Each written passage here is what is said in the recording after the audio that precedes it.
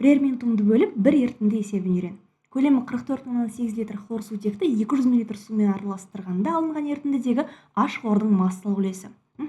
Ерітінді құрамы бізде хлорсутектен және судан тұрады екен.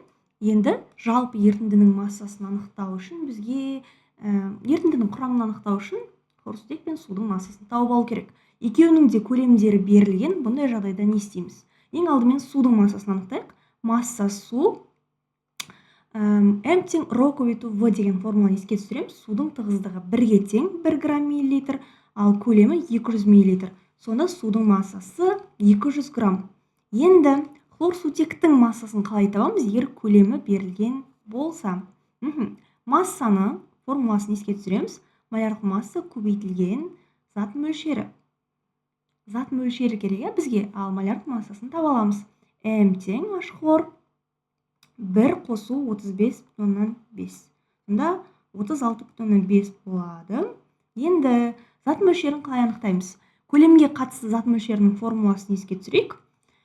Көлем бөлу 22/4, себебі кез келген газдың 1 молі қалыпты жағдайда 22/4-ге тең.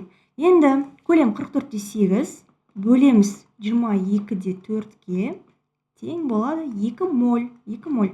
Зат мөлшері белгілі. Енді осы тұрған массаның формуласына қоямыз.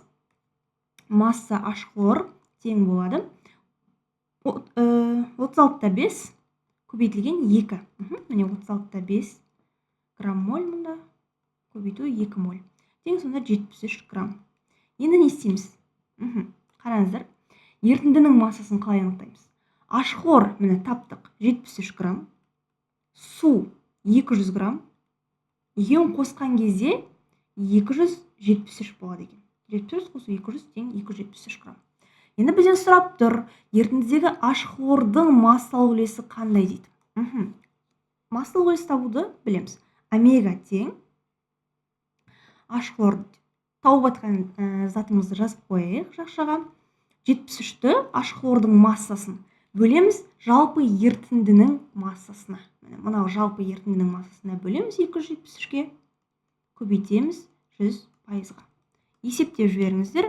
73 бөлу 273. 26,7.